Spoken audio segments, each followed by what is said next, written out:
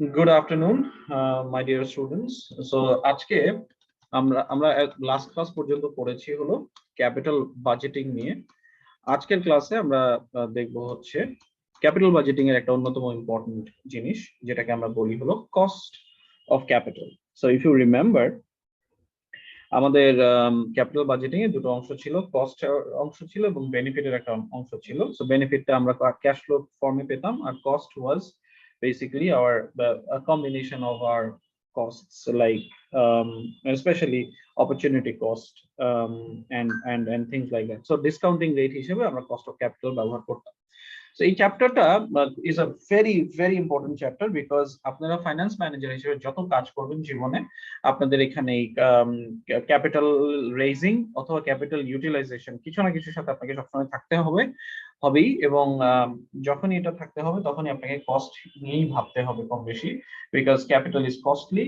So আপনি কোথা থেকে কম কস্টে ক্যাপিটাল নিয়ে আসতে পারেন এবং কোথায় বেশি রিটার্নের ক্যাপিটালে বেশি রিটার্নের প্রজেক্টে ক্যাপিটালকে তাকে অ্যালোকেট করতে পারেন, এটা কিন্তু আপনার একটা মেজর কাজের ভিতরে সবসময় ঘুরায় ফিরে পড়বে। Even when you become a CEO, the concept of cost of capital still remains extremely important to you.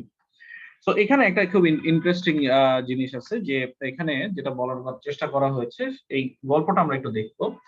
সেটা হলো যে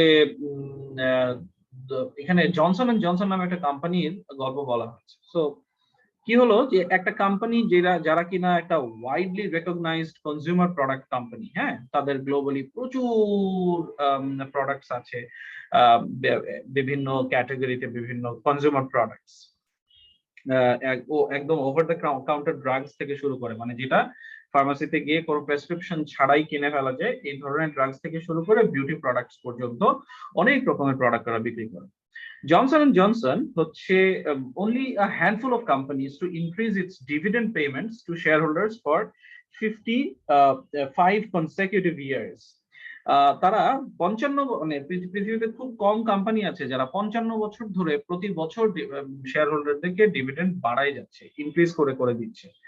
আর 2007 থেকে 17, এই যে 10-11 বছরে Johnson and Johnson stock outperformed the S&P 500 by more than 2 percentage points per year. আমরা আপনাদেরকে percentage points এর কনসেপ্ট শিখিয়ে রেখেছি, সো এটা মাথায় রাখবেন।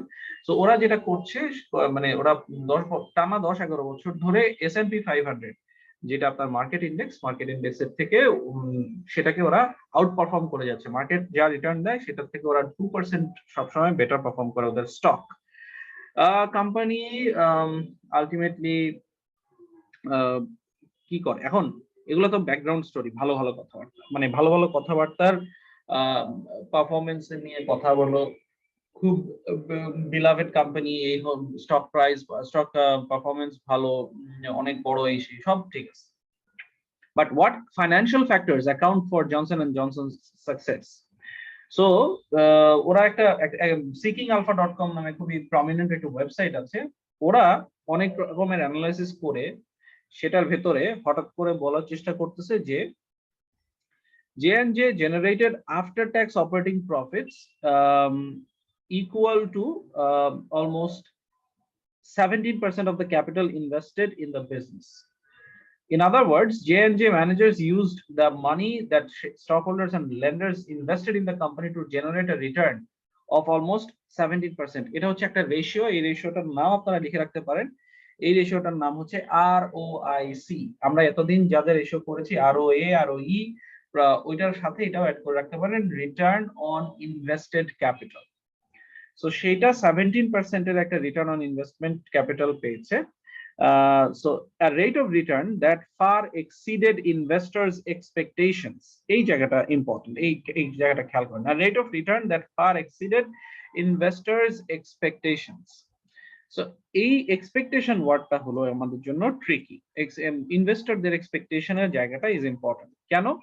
To understand what rate of return their investors require, managers and J&J and most of the large companies rely on the concept of weighted average cost of capital. So ব্যাপারটা অনেকটা এরকম যে ওরা যেই টাকাটা, যেই ক্যাপিটালটা ইনভেস্ট করেছে, সেই ইনভেস্টমেন্টের মিনিমাম রিকোয়ারমেন্ট কত, এবং সেটার এগেনস্টে গিয়েও তারপরে ওরা দেখবে যে এটার মার্কেট পারফরমেন্স ওরা কেমন করতে পেরেছে। কিন্তু ইনভেস্টরদের এক্সপেকটেশনটা কত সেটা বোঝার জন্য যে কনসেপ্টটা ব্যবহার করা হয় সেটাকে বলে weighted average cost of capital.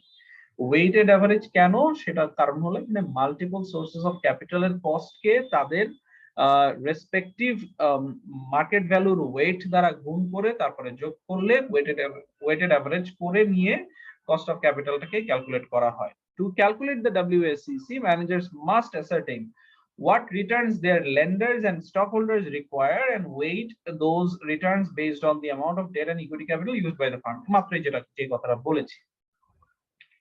So J&J এর কেসে কোম্পানির seekingalpha.com আর্টিকেলটা এস্টিমেট করেছিল কোম্পানির WACC বা WACC was about 6%. So the profits generated by J&J were nearly 3 times greater. মানে ওরা 3 গুণ রিটার্ন জেনারেট করতে পেরেছে WACC কম্পারিজনে। So profits generated by J&J were nearly 3 times greater than what their investors required. Performance like that results in a rising stock price. Definitely এটা নিয়ে কোনো সন্দেহই নাই। Stock price কিভাবে বাড়ে কমে সেটা আমরা একটা ইন পারসন ক্লাস আপনাদেরকে এক্সপ্লেইন করে বোঝানোর চেষ্টা করতে পারি।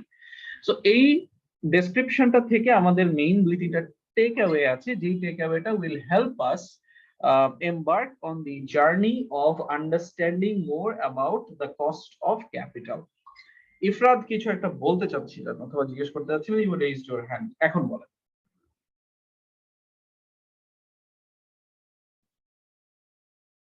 ইফরাদ?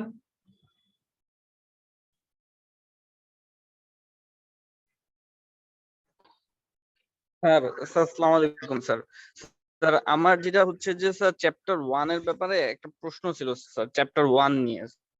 আমি চ্যাপ্টার এই যে চ্যাপ্টারটা শুরু করেছি এটার ঠিক সাথে আছে স্যার, এটা ছিল হচ্ছে যে মানে আপনি পারমিশন দিলে করতে পারে আর কি। আমি তখন মানে ভাবলাম যে আপনার লেকচারে ধারাবাহিকতা নষ্ট হবে, এজন্য আমি আসলে না, আমাদের আজকের এই আলোচনার সাথে কি ওটা এখনই প্রাসঙ্গিক কিনা, যদি প্রাসঙ্গিক হয় তাহলে প্রশ্ন করেন, আর যদি ওটা পরে জানলেও চলে তাহলে আমরা পরে আলাদা করে এটা নিয়ে কথা বলতে পারি।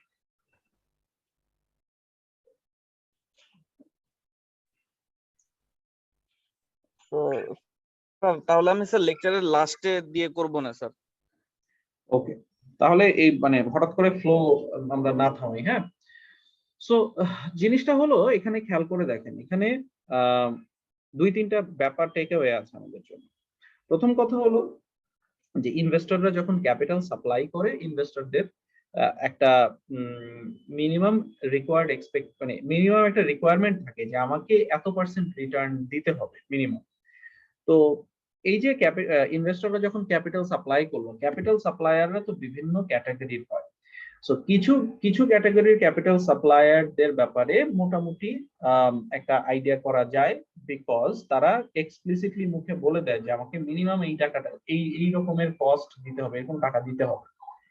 সাধারণত এরা কারা? সাধারণত এরা ফিক্সড যারা ক্যাপিটাল সাপ্লাই মানে বেসিক্যালি ডেট লোন দেয় যারা, তারা তারা একদম ডিরেক্টলি বলেই দেয় আমাকে এত পার্সেন্ট দিতে হবে।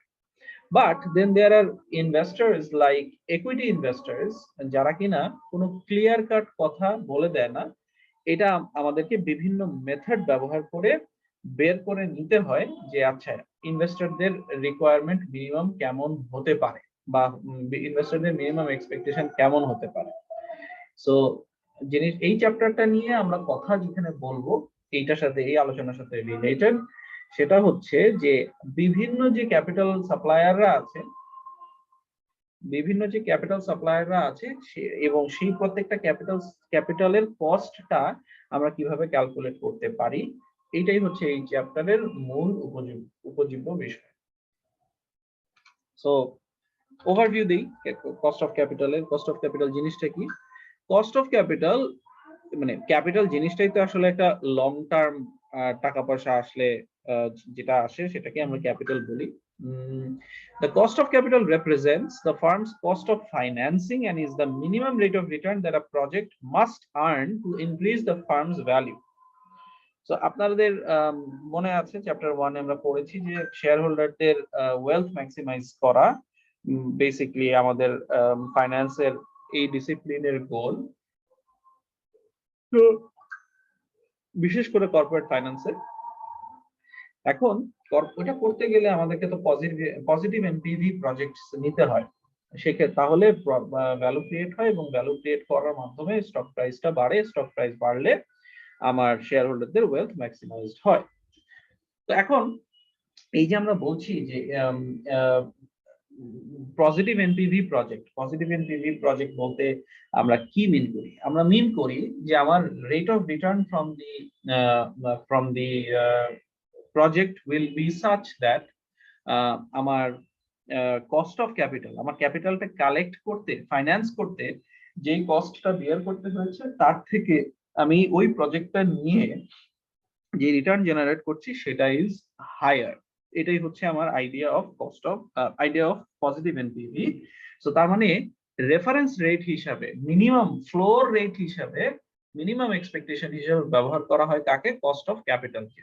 and this represents the firm's cost of financing, যেটা সবগুলো সোর্স থেকে মিলায় আসে, যে কোনো সোর্সেরই আসলে একটা কস্ট অফ ক্যাপিটাল হয়। এটা যদি ইকুইটি সোর্স থেকে আসে তাহলে এটাকে আমরা বলি কস্ট অফ ইকুইটি ক্যাপিটাল, এটা যদি ডেট সোর্স থেকে আসে তাহলে এটাকে আমরা বলি ডেট কস্ট অফ ডেট, আর যদি এটা আপনার হলো প্রেফার্ড স্টক থেকে আসে তাহলে কস্ট অফ প্রেফার্ড স্টক।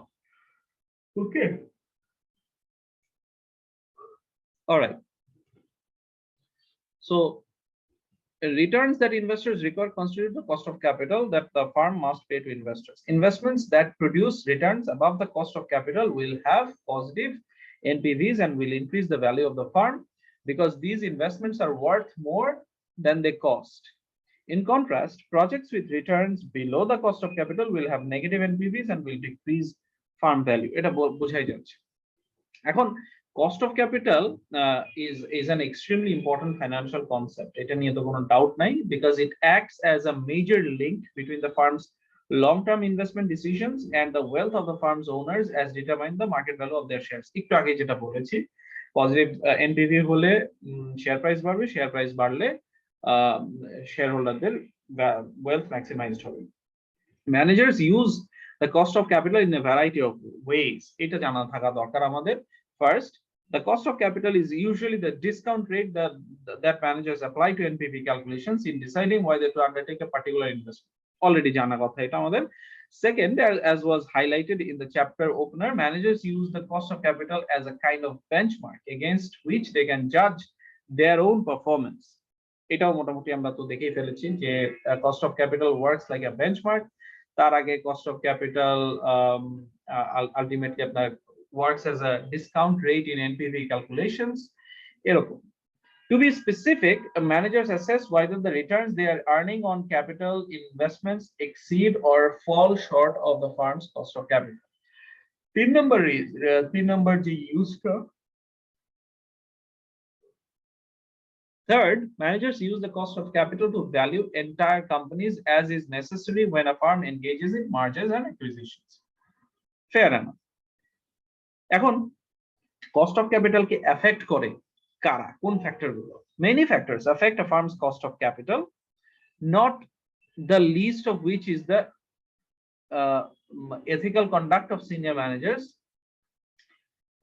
এখানে এথিক্স এর উপরে ফোকাস বক্সে কিছু কথাবার্তা বলছে, সেটা আপনারা মোটামুটি দেখতে পারেন, বাট মাথায় রাখেন যে cost of capital K effect করে প্রচুর মানে ধরনের জিনিসপত্র। হ্যাঁ, সো ক্যাপিটালের আমরা তো ইয়ার শুনেছি। এইবার এখানে বেসিক কনসেপ্ট হচ্ছে কি, কস্ট অফ ক্যাপিটাল বলছি, ক্যাপিটাল নিয়ে সামান্য কথা বলা হয়েছে। The term capital refers to firms long term sources of financing which include both debt and equity. ঠিক আছে? So firms raise capital by selling securities such as common stock, preferred stock and bonds to investors and by reinvesting profits back into the firm. So এখানে তাহলে capital যখন বুঝছি তাহলে আমি capital mix কি জিনিস সেটাও একটু বোঝার চেষ্টা করে দেখব। A firm's capital structure refers to the mixture of debt and equity financing it employs. আবার বলছি, a firm's capital structure refers to the mixture of debt and equity financing it employs. So it imagine একটা পাই, একটা pizza. So একটা পিৎজাতে যেরকম multiple অংশ, ওটাকে যদি আমরা দুই ভাগ করি, মাঝখান থেকে বা কোনো একভাবে, তাহলে আমরা বুঝবো মানে ওখানে কি কি আছে, ওখানে ডেট ক্যাপিটাল আছে আর ওখানে ইকুইটি ক্যাপিটাল আছে। So table 9.1 shows the percentages of debt and equity financing in place at a number of well-known firms in 2017. So আপনাদের শুরুই করা উচিত আসলে এই ক্যাপিটাল স্ট্রাকচার বোঝার মাধ্যমে। সো যে যে কোম্পানি নিয়ে কাজ করছেন সেই কোম্পানির রিপোর্টে পরবর্তী উইকের জন্য একটা মেজর কাজ হয়ে গেল। সেটা কি? সেটা হচ্ছে যে ওই প্রত্যেক ফার্মের ক্যাপিটাল স্ট্রাকচার দেখতে কেমন সেটা আপনাদের স্লাইডে অ্যাড করে ফেলা, ক্যালকুলেট করা, খুঁজে বের করা, ক্যালকুলেট করা, এটাকে স্লাইডে অ্যাড করে ফেলা। জেনারেল ইলেকট্রিকের টোটাল ক্যাপিটাল কত ছিল 2017-তে? দেখেন তো জেনারেল ইলেকট্রিক কই, এই যে জেনারেল ইলেকট্রিক, এটা কত ছিল? $494.5 বিলিয়ন। এটা ছিল হচ্ছে আপনার 2017-এ জেনারেল ইলেকট্রিকের টোটাল ক্যাপিটাল। সো এই টোটাল ক্যাপিটালটা কিভাবে স্ট্রাকচার করা সেটা হচ্ছে আমাদের জন্য ইন্টারেস্টিং দেখার বিষয়। সো আপনারা যদি দেখেন এই $494.5 বিলিয়ন এর মধ্যে $250.2 মিলিয়ন মানে হচ্ছে slightly higher than the total capital, এটা 51% এর মতো। এটা কি? এটা date. R 244.3 basically 49% of the total structure is equity, এবং so that's about 49% of equity. So এইটা হচ্ছে এই কোম্পানিটা মানে ক্যাপিটাল স্ট্রাকচার হিসেবে আমরা ব্যবহার করতে পারি। So expected return on your portfolio would be the same as the overall expected return blah blah by purchasing the same fraction, a return known as weighted average return. তো এবার তাহলে WACC capital structure থেকে আমরা আসি, এটার সাথে খুবই strongly related একটা concept. WACC is a weighted average of the firm's cost of debt capital and its cost of equity capital, where the weights correspond to the percentage of each type of financing used by the firm. যেটা already আপনাদেরকে আমি বলেওছি সেটা। But the WACC reflects the overall cost of financing to the firm, not just a cost of one financing source. As you can understand from the name, weighted average cost of capital is not the cost of capital, cost of financing for the overall firm. It is the cost of financing for the overall firm, not just the cost of one financing source. আচ্ছা, এখানে একটা interesting জিনিস আছে যে ম্যানেজারদেরকে বলা হয়েছে যে they must take into account the costs of both forms of capital when they make investment decisions, because the cash flows produced by investments must be sufficient to satisfy the expectations of both types. সেটা date টাইপের হতে পারে, সেটা equity টাইপের হতে পারে, both types of investors. Most firms do finance their activities with a blend of equity and debt. এটা table 9-এও মোটামুটি দেখেন, it was very commonplace যে সব ফার্মেরই মোটামুটি একটা ডেট লেভেল এবং মোটামুটি একটা ইকুইটি লেভেল আছে। এখন লং টার্ম ক্যাপিটাল কই থেকে পেতে পারি? খেয়াল করে দেখেন, লং টার্ম ডেট থেকে পেতে পারি, স্টক হোল্ডার ইকুইটি থেকে পেতে পারি, preferred stock, common stock equity, common stock retained earnings. So এরকম বিভিন্ন সোর্সেস অফ ক্যাপিটাল এক্সিস্ট করে long term capital. Not every firm will use all the financing sources though. In particular, the number of firms that issue preferred stock is relatively small. Even so, most firms will have some mix of funds from these sources in their capital structures. এগুলা clearly বোঝা যাচ্ছে এরকম জিনিসপত্র। Although a firm's existing mix of financing sources may reflect its target capital structure, এই concept আপনাদেরকে পড়ানো দরকার, target capital structure. Ultimately, the marginal cost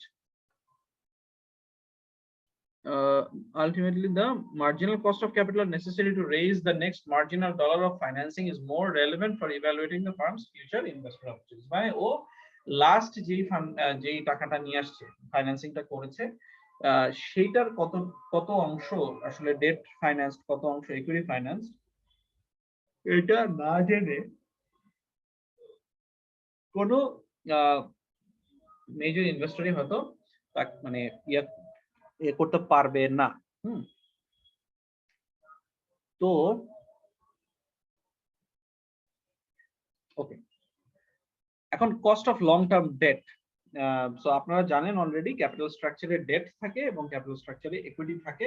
so ডেটের লং টার্ম কস্টটা কিরকম, এখানে খুব সহজ সরল ভাষায় বলতে গেলে ডিরেক্টলি ও যে টাকাটা ফাইন্যান্সিং কস্ট অ্যাসোসিয়েটেড থাকে with new funds raised through long term borrowing, ধরেন ব্যাংকের কাছ থেকে লোন নিয়েছে 5 বছরের জন্য অথবা মার্কেটে বন্ড ছেড়েছে 15 বছরের জন্য, এই ধরনের কেসে যেই টাকাটা রেগুলারলি পে করতে হয় সেটাকে সাধারণত ডিরেক্টলি বলা হয় হচ্ছে cost of long term borrowing. এখানে আপাতত এটুকুই আমরা চিন্তা করব। এখন যখন ফান্ড রিসিভ করে, ধরেন আপনি 10 কোটি টাকার ফান্ড রেজ করতে গেছেন, 10 কোটি টাকার ফান্ড কালেক্ট করতে গেছেন, funds actually received by the firm from the sale of a security হচ্ছে, এটাকে বলা হচ্ছে নেট প্রসিডস। এই যে বিক্রি করে আপনার এই যে ডেট ইনস্ট্রুমেন্ট বিক্রি করে অথবা কোন একটা সিকিউরিটি বিক্রি করে যদি আসলে যে টাকাটা আসে এটাকে বলা হচ্ছে নেট প্রসিডস। মানে these are the funds that the firm receives from the sale. এখন net proceeds are less than total proceeds due to flotation costs, কারণ ফাইন্যান্সিং করতে গেলে, ফান্ডিং করতে গেলে বা ক্যাপিটাল আনতে গেলে there are costs that you will have to bear and definitely flotation costs বলে এদেরকে। সো কত টাকা আসলে ইনভেস্টরের বা কোম্পানির হাতে এসে পৌঁছায়। 10 কোটি টাকা ফান্ড রেজ করে যদি ও 10%, মানে 10 কোটি টাকা ফান্ড রেজ করে যদি ও 1 কোটি টাকা ফ্লোটেশন কস্ট হিসেবে দিয়ে দিতে হয়, সেটা প্রিন্টিং কস্ট হতে পারে, সেটা আন্ডাররাইটিং কস্ট হয়, অ্যাডমিনিস্ট্রেটিভ কস্ট হয়, যেটাই হোক না কেন, যদি ও 1 কোটি টাকা ওখান থেকে নিয়ে নিতে পারে তাহলে নেট দিয়ে দিতে হয়, তাহলে নেট প্রসিডস কত টাকা? 9 কোটি টাকা। সো এখন এটার কস্টটা আসলে কি? আগে দুইটা কনসেপ্ট বুঝাইলো, এটার কস্ট কি? Before tax cost of debt is simply the rate of return the firm must pay on new borrowing. If a firm could issue bonds without incurring flotation costs, then the firm's before tax cost of debt would equal the return required by bond holders. Flotation costs mean that a firm's before tax cost and debt is slightly higher than the bondholders required return. কেন সেটাও আমরা একটু এখানে চট করে দেখে ফেলার চেষ্টা করি।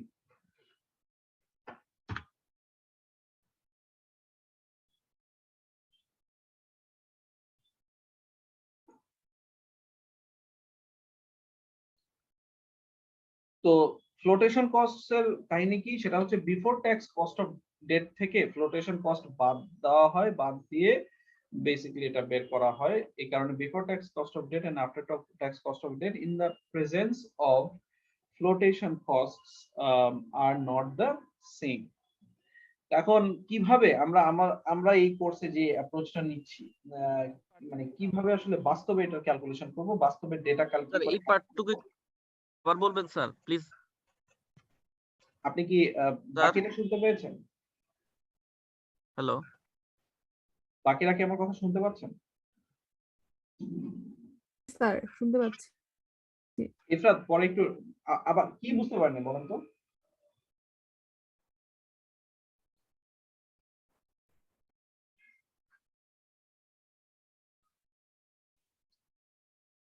ওকে, তো কি করে আমরা before tax cost of debt calculate করব? একটা হচ্ছে মার্কেট কোটেশনস, ডাইরেক্টলি মার্কেট থেকে পাওয়া যেতে পারে। একটা হচ্ছে ক্যালকুলেটিং দ্য কস্ট, এটা বাংলাদেশের মার্কেটে হয় না যে মার্কেট কোটেশনের জায়গাটা। ক্যালকুলেটিং দ্য কস্ট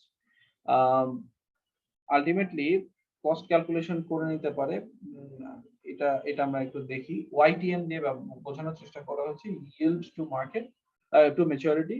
এই yield to maturity যেটা আছে সেটাকে আসলে কিভাবে ক্যালকুলেট করা হবে সেটার একটা এক্সাম্পল এখানে দেওয়া আছে। আর একটা হলো, আর থার্ড মেথড হলো অ্যাপ্রক্সিমেটিং দ্য কস্ট। এই যে ক্যালকুলেটিং দ্য কস্ট, এটা খুবই সহজ ওয়েতে দেখেন এখানে শুদ্ধ মতো দেওয়া আছে, এখান থেকে দেখলেই আপনি পাবেন। না পেলে তো আমি বুঝিয়ে দেওয়ার জন্য আসি, লাগলে পরে গিয়ে অঙ্ক করে দিই। আপাতত ফার্স্ট মিনিট আমরা শেষ করি। Approximating the cost এটা third method of calculating the or estimating the long term. এটা কি ব্যবহার করেছে? কস্ট অফ লং টার্ম, হ্যাঁ, cost of long term debt এই হিসাবে ধরতেছে approximating the cost. Although not as precise as using a calculator, there is a method for approximating the before tax cost of debt. Before tax cost of debt কিভাবে আসে? For a bond with a $1,000 par value can be approximated by, এই ফর্মুলাটা মোটামুটি দেখে ফেলতে হবে। ফর্মুলাতে কি আছে খেয়াল করে দেখেন। ND হচ্ছে net proceeds from the sale of a debt or bond, আর ছোটদের n হলো বেসিক্যালি এখানে ফর্মুলাটা হলো cost of debt before tax cost of debt is equal to annual interest in dollars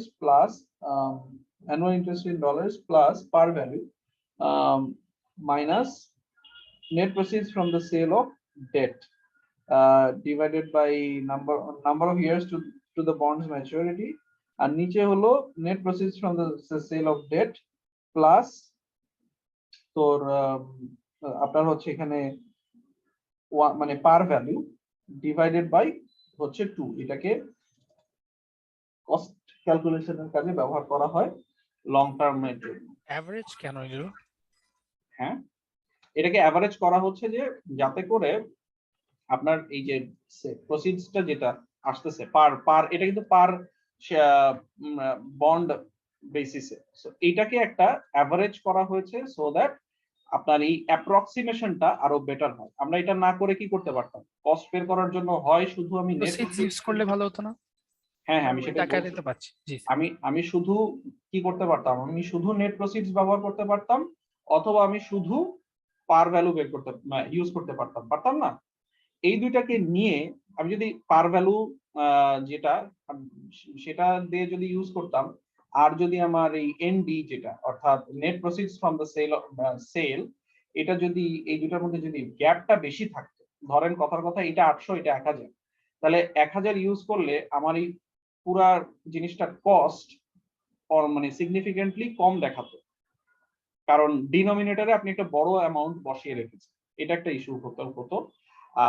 আবার এর উল্টাও হতে পারত যে আপনার হচ্ছে যে এনডি যদি বেশি হতো, মানে নেট প্রসিডস আসলে বেশি হওয়ার কিছু নাই, কমই হওয়ার কথা। সো এইটাকে যাতে টোটাল কস্ট অফ ডেটের কনসেপ্টটা যেন অ্যাভারেজ একটা ডিনোমিনেটর ব্যবহার করে তারপরে হয়, যাতে কস্টটা দেখতে খুব বেশি চোখে না লাগে বা অফ না হয়, ম্যাথমেটিক্যাল ইম্প্যাক্ট ওরকম না পড়ে, আউটলায়ারের ইম্প্যাক্ট, সেটার জন্য এটাকে ভাগ করে নেওয়া হয়। যেমন আপনারা দুই ধরনের ব্যবহার প্র্যাকটিস দেখতে পাবেন। একটা প্র্যাকটিসে আপনি দেখবেন ইনভেন্টরির জিনিসপত্র ক্যালকুলেট করতে গেলে, বা ইভেন রিটার্ন অন অ্যাসেটস, কথা রিটার্ন অন অ্যাসেট ক্যালকুলেট করবেন, তাহলে রিটার্ন অন অ্যাসেট আপনি কোন ডেটের উপরে নিচ্ছেন? অনেকেই হলো 31 ডিসেম্বরের উপরে অ্যামাউন্ট অফ মানে ওই অ্যাসেটের অ্যামাউন্টটা নিয়ে তারপর ক্যালকুলেট করে। But a better way to do it is beginning balance of something আর এন্ডিং ব্যালেন্স অফ সামথিং, এই দুটাকে যোগ করে 2 দিয়ে ভাগ করলে একটা অ্যাভারেজড ডিনোমিনেটর পাওয়া যায়, that gives a better approximation to the reality. এই জন্যই এখানে অ্যাভারেজ করা হয়েছে। বুঝতে পেরেছি? অ্যাসেট এটা আই আন্ডারস্ট্যান্ড, বিকজ লাইক শুরুতে যে ব্যালেন্স ছিল অ্যাসেট, ওই অ্যাসেটটাও তো বিজনেসে ইউজ হয়। হ্যাঁ, বাট এখানে এই যে 1000 টাকাটা তো বিজনেসে আসেই না। লাইক ওরা যদি ধর 980 পায়, the business only sees that 980 টাকা, তাহলে cost of capital actually high না, বিকজ 980 এর জন্য 1000 উপর 60 টাকা ইন্টারেস্ট দিচ্ছে। Right, that's what I am saying. আপনি যদি ডিরেক্টলি এনডিটা ব্যবহার করতেন তাহলে এটা একরকম ভাবে দেখাতো, কিন্তু এই যে দেখেন আপনার পার ভ্যালুটাকে তো আপনি পুরোপুরি ফেলে দিতে পারছেন না, কারণ দেখেন পার ভ্যালু থেকে যত টাকা আপনি কম পাচ্ছেন সেটাকে আবার এন দিয়ে ভাগ করে এটাকে কিন্তু উপরে অ্যাড করে দেওয়া হয়েছে। জি তো স্যার। আপনার যে অ্যাডিশনাল অ্যামাউন্টটা মানে যেই টাকাটা আপনি কম পাচ্ছেন সেটাকে এটার ভেতরে দেওয়ার মাধ্যমে এক দফা কিন্তু এখানে কস্ট বাড়ানো হয়েছে, দেখতে পাচ্ছেন? জি স্যার। হ্যাঁ, তো এরপরে যদি নিচে যদি আপনি আবার এটাকে শুধু এনডি দিয়ে ভাগ করেন তাহলে এখানে একটু মানে পেনালাইজ করা বেশি হয়ে যাচ্ছে না? জি জি স্যার, এখন আমি বুঝতে পারছি স্যার। Thank you. এই গ্লোটাকে সফেন করার জন্য, এই গ্লোটাকে কমানোর জন্যই বেসিক্যালি নিচে আমরা এভারেজ করে নিচ্ছি। ওকে স্যার, স্যার জি বল। স্যার স্যার আসলে স্যার আমি যে আগে যে প্রশ্নটা করছিলেন স্যার ওইটার উত্তর যেটা দিছেন স্যার আমি আসলে শুনতে পাইনি স্যার। আসলে এদিকে হলের ওয়াইফাইটা স্যার খুবই খারাপ বুঝছেন, তো যার কারণে আমার আসলে খুবই অসুবিধা হচ্ছে। পরে স্যার আমি আমার নিজের মোবাইল ফোন দিয়ে স্যার কানেক্ট করছি বুঝছেন। স্যার প্লিজ স্যার আমার ব্যাপারটা একটু যদি স্যার কনসিডার করেন স্যার, ওই ব্যাপারটা যদি আবার একটু বলেন স্যার আমার আমি খুবই ভালো এই হয়। এই জিনিসটা তো বারবার রিপিট করা মানে একটু ঝামেলা। আপনি আবার কোশ্চেনটা করতে পারেন, আমি বলে দিতে পারি, কিন্তু এই ধরনের কেসে এরপরে একটু ট্রাই করবেন যে মানে আমি একবার আনসার দেওয়ার পরে যদি না বুঝতে পারেন, তাহলে এই এন্ড অফ দ্য লেকচার আমি তো সাথে সাথে আপলোড করে দিচ্ছি, তখন একটু দেখে নিবেন। ওকে? জি স্যার। জি বলেন। কারণ এখানে তো কম্বাইন্ড অনেকগুলো মানুষের সময়, আমি আপনাকে আলাদা করে এটা করতে গিয়ে অন্যদের টাইমও আমি নষ্ট করতে চাচ্ছি না। I hope you understand. হ্যাঁ, জি বলেন স্যার। কোশ্চেনটা কি ছিল আরেকবার বলেন। স্যার আপনি স্যার এই যে স্যার ফ্লোটেশন কস্ট নিয়ে কিছু একটা বলতেছিলেন যে sir after cost before cost এরকম কিছু একটা বলতেছিলেন স্যার। ফ্লোটেশন কস্ট নিয়েই কথা হচ্ছে যে আপনার ফ্লোটেশন কস্ট থাকার কারণে আপনার ফার্মের before tax cost of debt একটু বেশি বন্ড হোল্ডারদের যে রিকোয়ার্ড রিটার্ন সেটার থেকে। কেন? বিকজ বন্ড হোল্ডাররা আপনাকে টাকা দিচ্ছে ধরেন 100 টাকা, কিন্তু আপনি হাতে এসে পৌঁছাচ্ছে আপনার কাছে হয়তো 90 টাকা। বুঝতে পারছেন? সো তাহলে আপনি কিন্তু বন্ড হোল্ডাররা আপনার কাছ থেকে যখন রিটার্নটা নিবে, কুপন ইন্টারেস্টটা নিবে বা ইন্টারেস্ট পেমেন্টটা নিবে, সে নেওয়ার সময় কি 100 টাকার উপরে চার্জ করবে নাকি 90 টাকার উপরে চার্জ করবে? কোনটা করবে? স্যার 100 টাকার উপরেই তো চার্জ করবে। 100 টাকার উপরেই তো চার্জ করবে, কিন্তু আপনি হাতে পেয়েছেন আসলে কয় টাকা? 90 টাকা, তাই না? এই যে 10 জি টাকার স্যার। গ্যাপ, এটার কারণে কি হচ্ছে? বিফোর আপনার কস্ট অফ ডেট বেড়ে যাচ্ছে না? জি স্যার। হ্যাঁ, এটাই বলার চেষ্টা করা হয়েছে যে ফ্লোটেশন কস্ট থাকার কারণে before tax cost of debt is slightly higher than the bond holders required return. জি আন্ডারস্টুড? স্যার। হ্যাঁ, জি এটা স্যার হলো বুঝতে অনেকটা পারছি। আপনারা বিজনেস ফাইন্যান্সে হয়তো পড়েছেন। ইফেক্টিভ অ্যানুয়াল রেট আর হলো আপনার নমিনাল রেট, এই দুইটার মধ্যেকার যে ডিফারেন্স, এটা অনেকটা সেই রকম একটা জিনিস। ওকে? জি sir, thank you sir. No problem. এবার আসুন after tax cost of debt. এখন আমরা যখন এইটা কস্ট অফ ডেট ক্যালকুলেশনের সময় আমার দুটো কস্ট অফ ডেট আসে, একটা হচ্ছে বিফোর ট্যাক্স, একটা হচ্ছে আফটার ট্যাক্স। সো আফটার ট্যাক্সটা মানে আমি তো বিফোর ট্যাক্স ক্যালকুলেট করা মোটামুটি দেখলাম। হ্যাঁ, এই যে এটা before tax cost of debt, এবং আমরা নরমালি 3 মেথডেই শিখে রাখবো। বাংলাদেশে যেহেতু মার্কেট কোর্স এর বেসিস এটা করা যায় না, বাকি দুটো আমরা শিখে রাখবো ক্যালকুলেটর বা স্প্রেডশিট ইউজ করে, আর হচ্ছে আপনার কস্ট অ্যাপ্রক্সিমেটিং দ্য কস্ট এই ফর্মুলা ইউজ করে। আমার কোশ্চেন হলো বিফোর আর আফটার ট্যাক্স এর মধ্যে আমাদের কোনটা পিক করা উচিত, ইউজ করা উচিত, এবং দুইটা জিনিস থাকার কারণ কি? কেন আমার জন্য after tax cost of debt is important? Because the tax is After like interest tax benefit tax পাচ্ছি deduction. Sir. Exactly tax benefit বলাটা আসলে ঠিক হবে না। এখানে যেটা বলা উচিত সেটা হলো যে ইন্টারেস্ট interest ডেটের উপরে যে জি, স্যার। ইন্টারেস্টটা দেওয়া হয়, ইন্টারেস্ট একটা শব্দ উত্তর দিলে হচ্ছে না, ডেট এইভাবে আনসারটা দিতে হবে যে ডেটের উপরে যে ইন্টারেস্টটা দিতে হয় আমাকে, এই ইন্টারেস্টটা আমি কোথা থেকে বাদ দিই বলেন তো? ট্যাক্স বিফোর ট্যাক্সে ওইখানে আর কি ওটা Profit Right, থেকে বাদ আমার দিই। অপারেটিং প্রফিট যেটাকে আমরা বলি, অর্থাৎ প্রফিট বিফোর ট্যাক্স, পিবিটি থেকে আমরা এই টাকাটা বাদ দিই। বাদ দেওয়ার কারণে আমার কি হয় দেখেন তো, ট্যাক্সেবল ইনকামের পরিমাণ কমে যায় না বেড়ে যায়, বা নাকি আগের মতোই থাকে? কমে যায়। কমে যায়। এই যে ট্যাক্সেবল ইনকাম কমে গেল, ট্যাক্সেবল ইনকাম কমার কারণে আমার কিসের পরিমাণ আবার কমে যাচ্ছে ওদিক থেকে? ট্যাক্সের পরিমাণ কমে যাচ্ছে। ট্যাক্সের পরিমাণ কমে যাচ্ছে। তার মানে হলো এই যে এটাকে বলে, এই ঘটনাটার নাম হলো ইন্টারেস্ট ট্যাক্স ডিডাক্টেবিলিটি।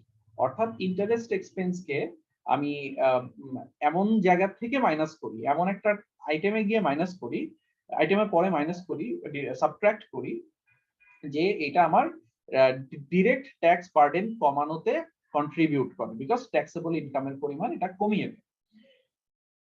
এই কারণে আমাদেরকে যখন আমরা কস্ট অফ ডেট নিয়ে কাজ করব, আমাদেরকে কাজ করতে হবে হচ্ছে আফটার ট্যাক্স বেসিসে। কিন্তু এই সেম জিনিসটা কি চিন্তা করেন তো, ইকুইটি হোল্ডাররা যে রিটার্নটা পায়, যেটার নাম হলো ডিভিডেন্ড, তার বেলায় কি এই জিনিসটা আছে? এরকম করতে হয়? না স্যার। করতে হয় না। কেন হয় না? বিকজ ডিভিডেন্ডের কি নাই? স্যার ট্যাক্স ডিডাক্টিবিলিটি নাই। Tax deductibility. অ্যাবসলিউট। সো দেখেন, cost of debt after tax কিভাবে করতে হয় এটা আপনারা আমার থেকে এখন ভালো জানার কথা, রেগুলারলি করছেন। সো এইটা এখন আপনারা তো এটাও জানেন যে যদি আমি মানে যেহেতু cost of debt is supposedly the lowest expensive মানে lowest cost source least expensive source after tax বেসিসে, তো এটার কারণে যেটা হয় অনেক সময় যে আপনার অনেকে চিন্তা করে যে স্যার আমি তাহলে আমার এন্টায়ার ক্যাপিটাল স্ট্রাকচারটা যদি আমি 100% ডেট দিয়ে ফাইন্যান্স করি তাহলে তো আমার সবচেয়ে খরচ কমে গেল, কিন্তু এটা আসলে বাস্তবে প্র্যাকটিস না। বাস্তবে capital structure looks very different for the financial manager. Even if debt is cheaper than other forms of financing, এখানে আনসারটা আছে, even if debt is cheaper than other forms of financing, this does not imply that firms should always finance their investments with debt. Financing with debt puts the firm's existing shareholders in a riskier position because the firm must repay lenders regardless of whether it is profitable. তার মানে লাগলে পকেটের টাকা দিয়ে হলেও করতে হবে। তার মানে কি হয়, ইমাজিন টু ডিফারেন্ট কোম্পানিজ, একটা কোম্পানিতে 100% ইকুইটি ফাইন্যান্স, ওখানে কোনো ডেট নাই, ঠিক আছে, তাহলে কোম্পানির মতো করে চলছে কোম্পানির একটা সার্টেন স্পেস থাকবে, স্পিড থাকবে। কিন্তু আরেকটা কোম্পানি যার কিনা ক্যাপিটাল স্ট্রাকচারে ডেট আছে, ধরেন 30% ডেট, তাহলে ওই 70% এর লোকজনের হিসাব কিন্তু পরে, আগেই 30% এর টাকা দিয়ে নিয়ে তারপরে যদি হাতে কিছু টাকা থাকে তখন এরা পেতে পারে এই 70% এর লোকজন। আর যদি এরা দিতে না পারে তাহলে কি হয়, কোম্পানিকে ইনসলভেন্ট ঘোষণা করার প্রবাবিলিটি বেড়ে যায়, ফাইন্যান্সিয়াল ডিস্ট্রেসে পড়ার প্রবাবিলিটি বেড়ে যায়। And financial distress has a cost, it's called the cost of financial distress. তো আপনি একটা কোম্পানির ক্যাপিটাল স্ট্রাকচারে যত বেশি ডেট ইন্ট্রোডিউস করবেন তত ওই কোম্পানির কস্ট অফ ফাইন্যান্সিয়াল ডিস্ট্রেস বাড়তে থাকবে বা প্রবাবিলিটি অফ ফাইন্যান্সিয়াল ডিস্ট্রেস বাড়তে থাকবে। এবং এই ঘটনা যত বেশি হতে থাকবে, অর্থাৎ কস্ট অফ ফাইন্যান্সিয়াল ডিস্ট্রেস যত বাড়বে, ওই কোম্পানির শেয়ার হোল্ডাররা, ইকুইটি শেয়ার হোল্ডাররা তত বেশি রিস্কি পজিশনে চলে যেতে থাকবে। যত বেশি রিস্কি পজিশনে চলে যেতে থাকবে ওরা তত বেশি কি চাইতে থাকবে, ওদের রিকোয়ার্ড রেট অফ রিটার্ন তত বাড়তে থাকবে। ওরা বলবে না আমরা আগে 12% পাইলেই খুশি হতাম, এখন যেহেতু আমাদের পজিশন রিস্কিয়ার আমাদেরকে এখন 16% দিতে হবে। সো দেখেন, একদিকে কস্ট অফ ডেটের কারণে, কস্ট অফ ডেট কম হওয়ার কারণে আমার overall cost of capital fall করছে, কিন্তু এট দ্য সেম টাইম বেশি ডেট আনার কারণে আমার equity becomes riskier, and equity is my highest মানে most expensive source of capital. So ওইখানে যদি একটু ইনক্রিজ করে তাহলে আমার এদিকে ওভারঅল ইম্প্যাক্টটা আরো মারাত্মক পড়ে। সো এক পর্যায়ে এমনও হতে পারে যে বেশি ডেট থাকার কারণে যেই বেনিফিটটা আমরা পাচ্ছিলাম সেই বেনিফিটটা মুছে গিয়ে উল্টা this mite become costly for the company because cost of equity financing keeps rising with rising amount of debt in the capital structure. Okay, so এখানে আরেকটা কথা আছে, if therefore এটা হয়ে বলে ফেলছি, the increase in cost of equity could partially or fully offset the benefit of using low cost debt as a financing source. So firms must carefully weigh the trade-offs they face when using different sources of capital. এই পর্যন্ত বলছি। এর পরের লাইনটা আপনাদের এই entire ইয়াতে extremely important. Finding the optimal mix of debt and equity capital is a problem that we will explore in depth in a later chapter.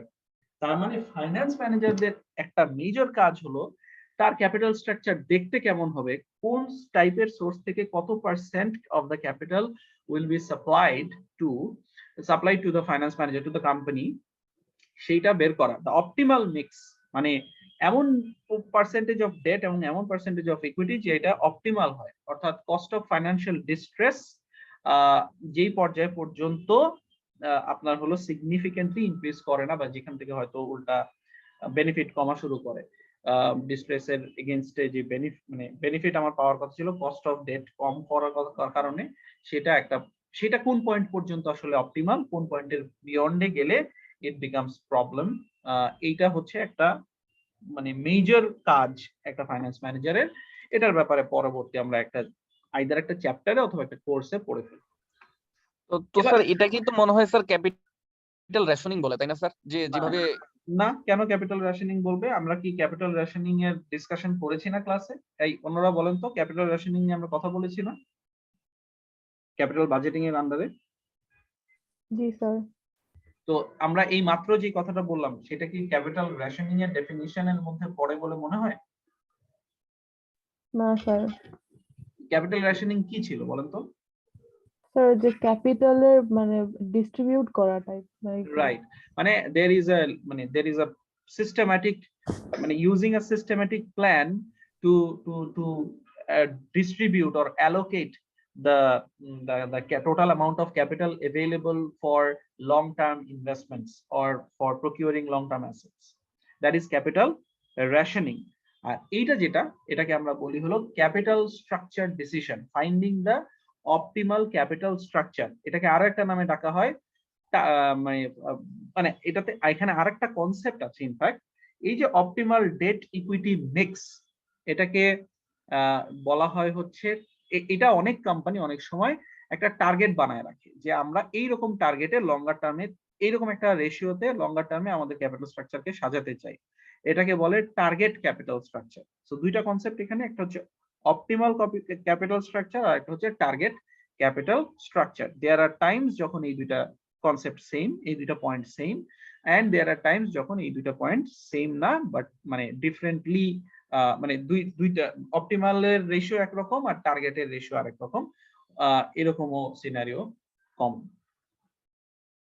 So আমরা কি করে টার্গেট বের করা যায়, মানে টার্গেট ক্যাপিটাল স্ট্রাকচারের রেশিও বের করা যায়, বা অ্যাটলিস্ট অপটিমাল ক্যাপিটাল স্ট্রাকচারের রেশিও কিভাবে বের করা যায়, বা এটা নিয়ে কি আলোচনা আছে সেটা পরবর্তী কোনো একটা কোর্সে বা কোনো একটা চ্যাপ্টারে পড়ে নিব। ওকে, নাও কস্ট অফ প্রেফার্ড স্টক আরেকটা সোর্স। প্রেফার্ড স্টক খুব বেশি পৃথিবীতে ব্যবহার হয় ব্যাপারটা তা না, বাট এটা একটা মানে এটা আবার একেবারে ব্যবহার হয় না সেটাও না।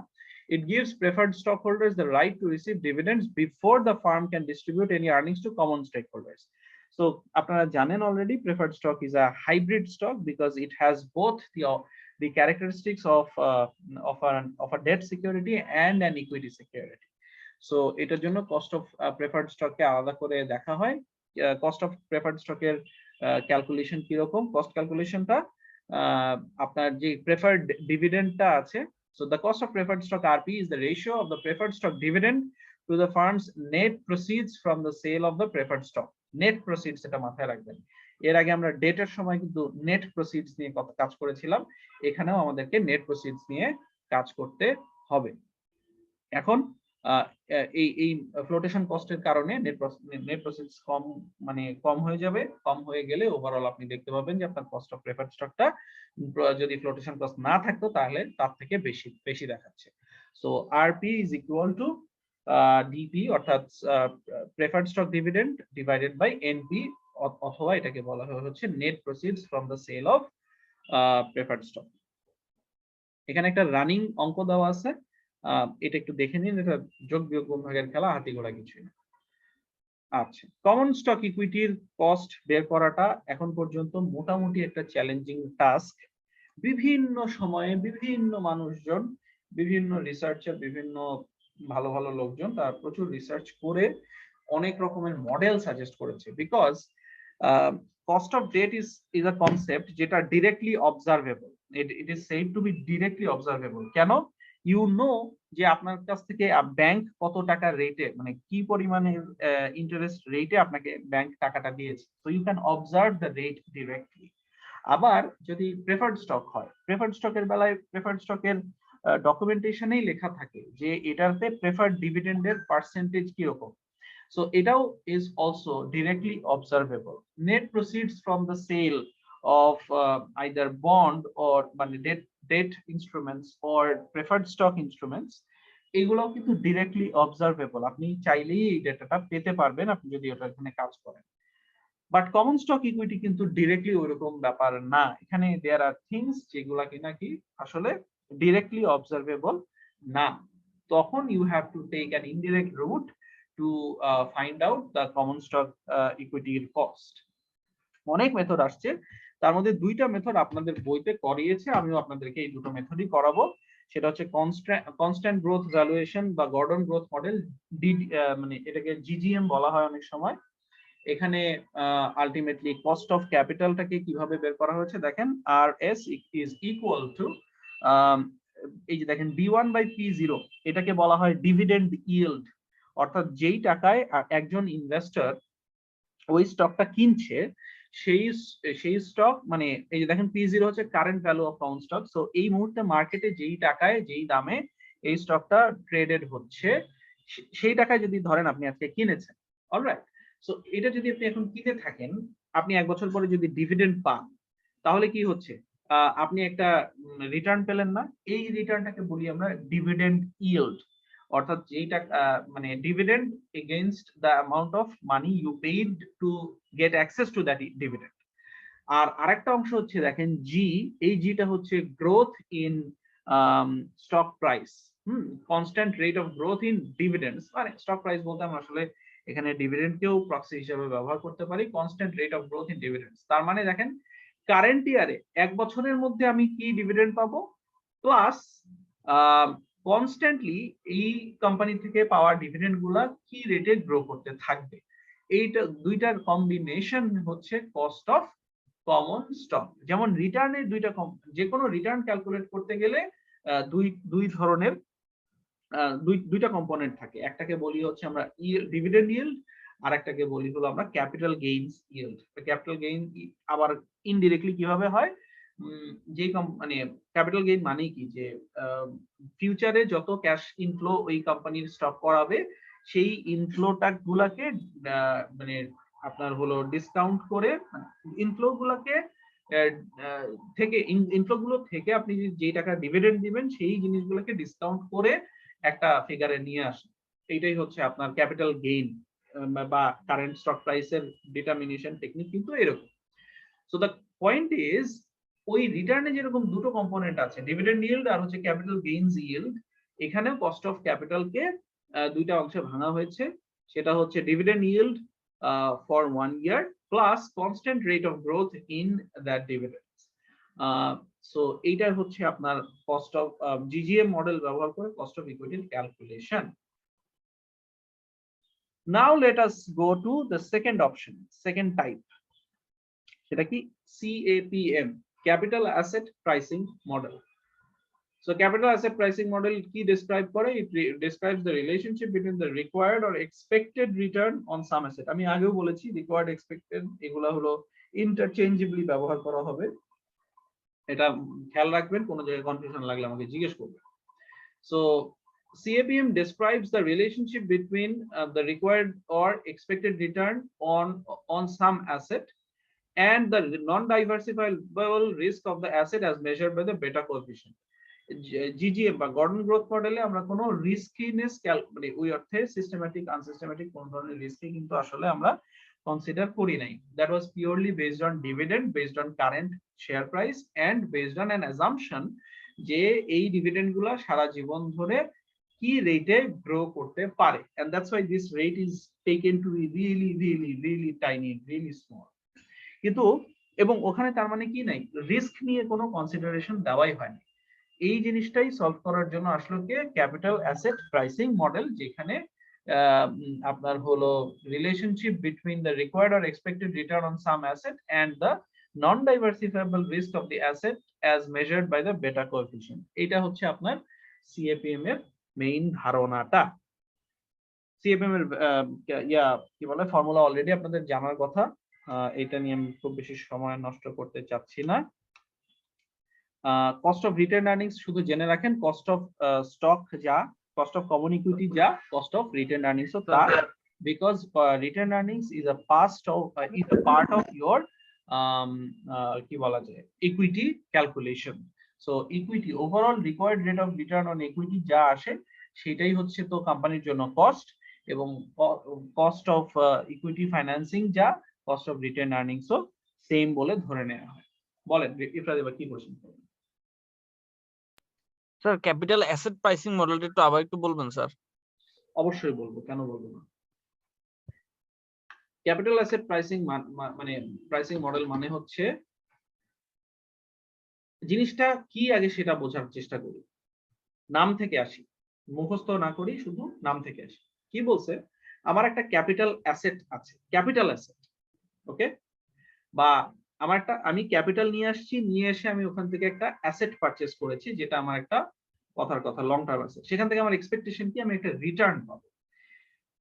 মানে রিটার্ন যদি পাই তাহলে আমি ওটার কি করতে পারবো? আমি ওটার প্রাইসিং করতে পারবো, যেটা আসলে ভ্যালু কত এবং এটা মার্কেটে কত দামে বিক্রি হওয়া উচিত। So, এই যে ক্যাপিটাল অ্যাসেট কে প্রাইসিং করার জন্য যে মডেল ব্যবহার করা হয় সেটার নাম হলো CAPM। প্রশ্ন হচ্ছে ক্যাপিটাল অ্যাসেট কে কিভাবে মানে প্রাইসিংটা করা হয়? যেভাবে করা হয় সেটা হচ্ছে by connecting two variables, the relationship between required or expected return on some asset and the non-diversifiable risk of the asset as measured by the beta coefficients. মানে সিস্টেমেটিক রিস্কের যে মেজার বেটা এখানে থাকার কারণে এটা becomes a superior model to the Gordon growth model. ওকে, এখন এখানে multiple components আছে, সেই কম্পোনেন্ট গুলা নিয়ে প্রবাবলি আমি পরে আরেক দফা লম্বা বক্তব্য দিতে হলে আমি দিলাম, বিকজ CAPM ইজ সামথিং যেটা কিনা রেগুলারলি ইউজ হয়।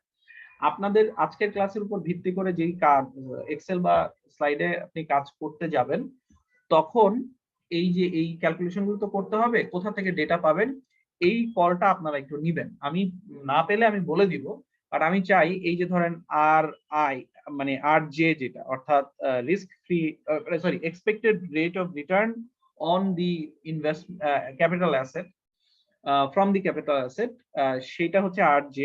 তারপর RF হচ্ছে আপনার রিস্ক ফ্রি রেট, বেটা হইলো গিয়া measure of systematic risk, multiplied by equity risk premium, market risk premium. দেখেন market return minus risk free rate, এটাকে বলা হয় এই যে RM মাইনাস RF হচ্ছে আমার ইকুইটি, আমি ভুল বলেছি, মার্কেট রিস্ক প্রিমিয়াম। আর এই মার্কেট রিস্ক প্রিমিয়ামকে যখন আপনি বেটা দিয়ে মাল্টিপ্লাই করলেন তখন সেটা হয়ে গেল কি জিনিস? Equity risk premium. So essentially CAPM, the model CAPM is nothing but একটা যেটাকে আমরা বলি হচ্ছে বিল্ডিং মডেল না, এটা হচ্ছে আপনার বিল্ডিং কাইন্ড অফ একটা মডেল। মানে হলো জিরো রিস্ক ক্যাটাগরির জন্য রিস্ক ফ্রি রিটার্ন আমরা নিয়ে কাজ করব। এরপরে যতবার রিস্ক বাড়তে থাকবে ততবার আমি একটা করে রিস্ক প্রিমিয়াম অ্যাড করতে থাকবো।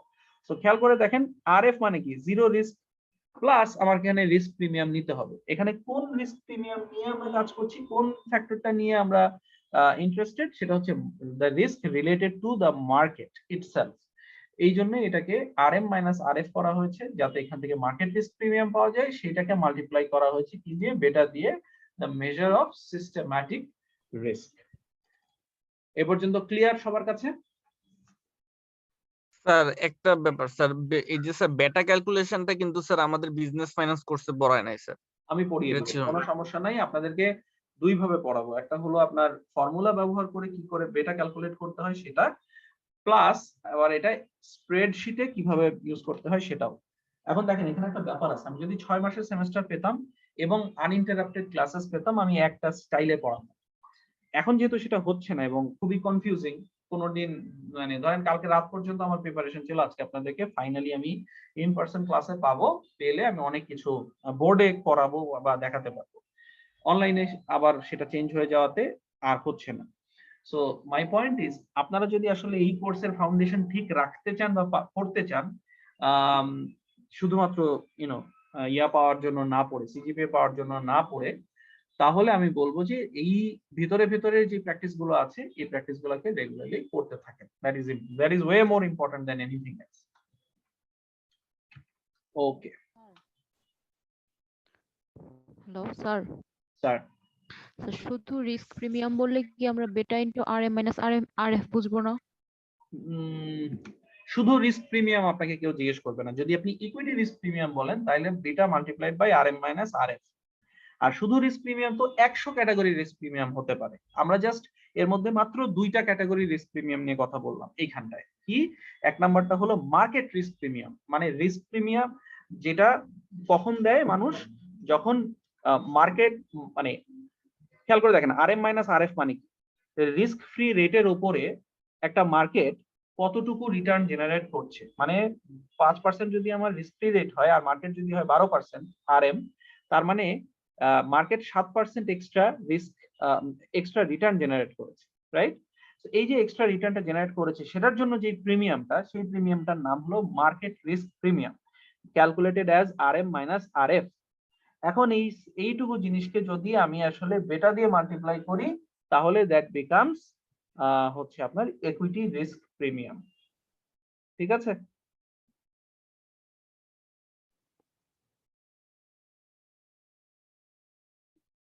যিনি কোশ্চেন করেছিলেন আপনার কি উত্তর পেয়েছেন স্যার। স্যার? জি স্যার। অলরাইট, তারপরে আমরা একটু আগাচ্ছি তাহলে।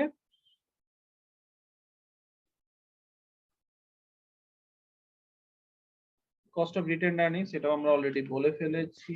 স্যার আরেকটা কোশ্চেন। জি স্যার অবশ্যই। স্যার রিটেন্ড আর্নিংস আর হচ্ছে কস্ট অফ ইকুইটি এটা তো স্যার বললেন সেম হবে, কিন্তু স্যার রিটেন্ড আর্নিংস এর ক্ষেত্রে তো ফ্লোটেশন কস্টটা আসে না, তাহলে স্যার সেম দিলে কি এটা ভুল হবে না?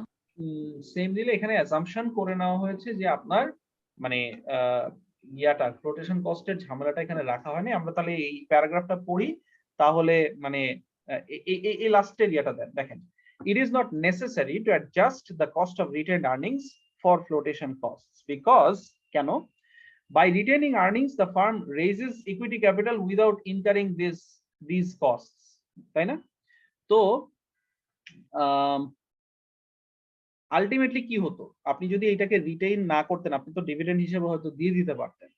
সো এই যে অপরচুনিটি কস্টটা আছে যে আপনি এটাকে রিটেইন করে দিচ্ছেন, সো যদিও বা ডিরেক্টলি আপনার ফ্লোটেশন কস্ট নাই, প্রবাবলি আপনার কি হতে পারতো, এই টাকাটাকে আপনি যদি ডিসবার্স করে দিতেন তাহলে আপনাকে নিউ ইকুইটি রেজ করতে হতো। নিউ ইকুইটি রেজ করতে গেলে আপনাকে ওখানে ফ্লোটেশন কস্ট ঠিকই ইনকার করতে হতো। প্রবাবলি এরকম একটা চেইন অফ থটের কারণে এই জিনিসটা, এই দেখেন এই যে retained earnings have an opportunity cost, meaning that if the firm did not use them to reinvest in investment projects, it could distribute them to shareholders as dividends, and the shareholders could make other investments with them. Thus, the cost of retained earnings to the firm is the same as the required return on the firm's common stock. যে এবং এই opportunity কস্টের কারণেই আমি যতটুকু আমার মনে পড়ছে যে আমরা ফ্লোটেশন কস্টের অ্যাডজাস্টমেন্টটা করতে যাই না। স্যার তাহলে এক্সামে কি আমরা ডিরেক্ট মানে কস্ট অফ ইকুইটি কে একদম equals to cost of retained earnings লিখে দিব? হ্যাঁ দিতে পারেন, আপনাদেরকে আলাদা করে cost of retained earnings calculate করতে দিব বলেও আমার কাছে মনে হয় না। আমি আরো একটু ঘাটাঘাটি করছি কারণ আমার কেন জানি ভেগলি মনে পড়ছে কোনো একটা বইতে আমি কস্ট অফ রিটেইনড আর্নিংস এর আলাদা কোনো একটা ক্যালকুলেশন দেখেছিলাম। যদি ওইটা খুঁজে পাই বা ওইটা আমার কাছে রেলেভেন্ট মনে হয় আমি আপনাদেরকে এই স্যার আমরা বিজনেস ফাইন্যান্সে বা আমরা এইচএসসি লেভেলও করেছিলাম স্যার, রিটেন্ড আর্নিংস এর সময় আমরা ফ্লোটেশন কস্টটা মাইনাস করতাম না, মানে নেট প্রসিডে মানে ডিরেক্ট মার্কেট প্রাইসটাই লিখে দিতাম। হতে পারে, হ্যাঁ, হতে পারে। আমার মেইন যুক্তিটা আমার এটা যে এখানে তো আপনার এটা একটা অপরচুনিটি কস্ট আছে, আপনি রিটেন না করে আপনি ছেড়ে দিলে তো ডিভিডেন্ড দিয়ে দিতে পারতেন, তখন আপনার নতুন টাকা লাগতো সেই টাকাটা রেজ করার জন্য আপনাকে তো ফ্লোটেশন কস্ট ইনকার করতেই হতো। সো আপনি কেন আসলে এটা করবেন না, কনসিডার করবেন, মানে অ্যাডজাস্টমেন্টটা করবেন কিছুর জন্য আলাদা করে। তো আপনার দুইটাকেই সেম হবে এরকম একটা জিনিস আমরা বলছি। যদি এটা চেঞ্জ হয় আমি জানাবো আপনাকে। আসলে স্যার আমার মনে হয় কি যে আমরা যে বিজনেস ফাইন্যান্সের যে বইটা পড়ছি প্লাস ইন্টারের যে বইগুলা, স্যার এই বইটা কিন্তু স্যার মানে খুব নিউলি মানে চিন্তা ভাবনা করে লেখা, মানে খুব মডার্ন চিন্তা ভাবনা করে লেখা, যার কারণে স্যার ওরা হচ্ছে এটা বাদ দেয় না স্যার, ওগুলা হচ্ছে অনেকটা খুব কনভেনশনাল ছিল স্যার, এটা হইতে পারে। শুনেন আপনাদেরকে সবাইকে একটা জিনিস শিখায় রাখি। কাহিনী হলো কি, বাস্তব দুনিয়াতে গেলে আপনি দেখবেন এরকম অনেক ছোট ছোট জিনিস আছে যেগুলা কিনা একজন এক ভাবে প্রেফার করে। যেমন আপনারা যদি আগের চ্যাপ্টার ক্যাপিটাল বাজেটিং এর চ্যাপ্টার দেখেন, আপনাদেরকে আমি কি শিখাইছি, সবচেয়ে ইম্পর্টেন্ট ক্যাপিটাল বাজেটিং টেকনিক বা সবচেয়ে ওয়াইডলি ইউজড বা থিওরিটিক্যালি সুপিরিয়র টেকনিক, এই যে 5টা ছিল এটার মধ্যে সবচেয়ে থিওরিটিক্যালি সুপিরিয়র টেকনিকের নাম কি বলেন তো? Sir superior technique sir NPV sir. NPV. কিন্তু more than 80% of finance managers worldwide they use IRR in their daily decision making as well. Into IRR is theoretically superior to NPV? No sir, এই না, দুইটার তারপরেও করে। Ranking different হবে। Right. So জিনিসটা হচ্ছে কি দেখেন, এগুলো তো আসলে যুক্তির ব্যাপার।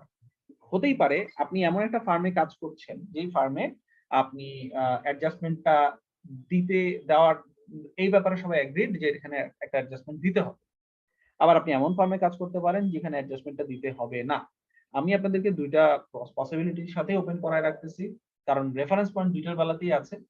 আপনি যেই কনটেক্সটে কাজ করছেন সেই কনটেক্সটে আপনি শুধু চোখ নাক কান খোলা রাখবেন, যে এই কোয়েশ্চেনগুলো আপনি করে নেবেন আগে থেকে, যে আচ্ছা আমরা কি ফ্লোটেশন কস্ট অ্যাডজাস্ট করি নাকি করি না, আমরা কি এনপিভি ইউজ করি নাকি আইআরআর ইউজ করি নাকি দুটোই ইউজ করি, আমরা কি এনপিভি ইউজ করার সময় র্যাঙ্কিং করি নাকি করি না, আমরা যখন সিএপিএম ক্যালকুলেট করি, ইভেন আপনি সিএপিএম ক্যালকুলেশনের সময়ও আপনি দেখবেন, আপনাদেরকে তো আজকে আমি কাজটা করতে দিয়ে দিচ্ছি, আপনারা যখন করবেন এই যে রিস্ক ফ্রি রেট নেবেন, রিস্ক ফ্রি রেটটা কোথা থেকে নেবেন, কোন টেনিওরের সিকিউরিটির প্রক্সিকে আপনি আসলে রিস্ক ফ্রি রেট হিসেবে ধরবেন। আপনি কি 30 ডে বাংলাদেশ ব্যাংক বিল ধরবেন নাকি ট্রেজারি বিল ধরবেন 91 ডে, 182 ডে, 365 ডে, মানে এরকম কিন্তু অনেক কনভেনশন আছে। বাস্তবে এসে এই জিনিসগুলোর প্র্যাকটিস অনেক একটু হলেও ডিফারেন্ট হয়ে যেতেই পারে।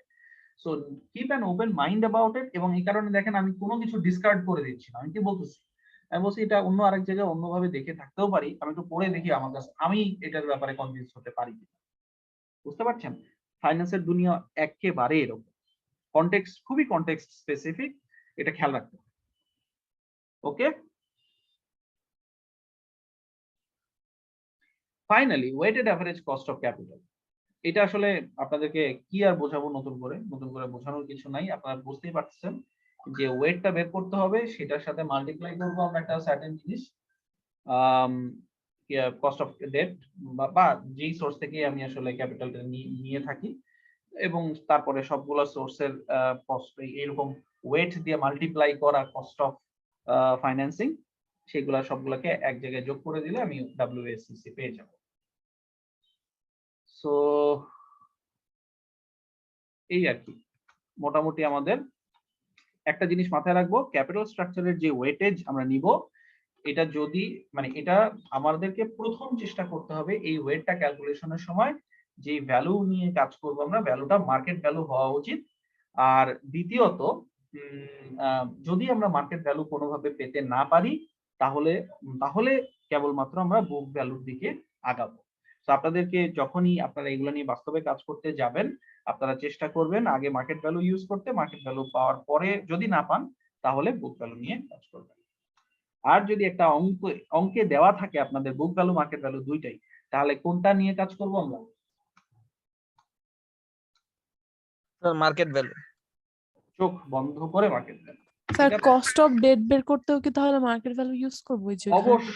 অবশ্যই। আচ্ছা, এখানে আপনারা কনফিউজ হয়ে যেতে পারেন, ডেটের আবার মার্কেট ভ্যালু কি রকম করে, এটা আরেকটু বড় হলেই আপনারা দেখবেন।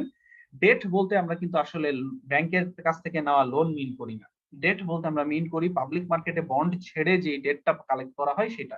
সো পাবলিক মার্কেটে যখন বন্ড ছাড়া হয়, তার মানে ওই বন্ডটা কি হয়, পাবলিক মার্কেটে ট্রেডিং হয়।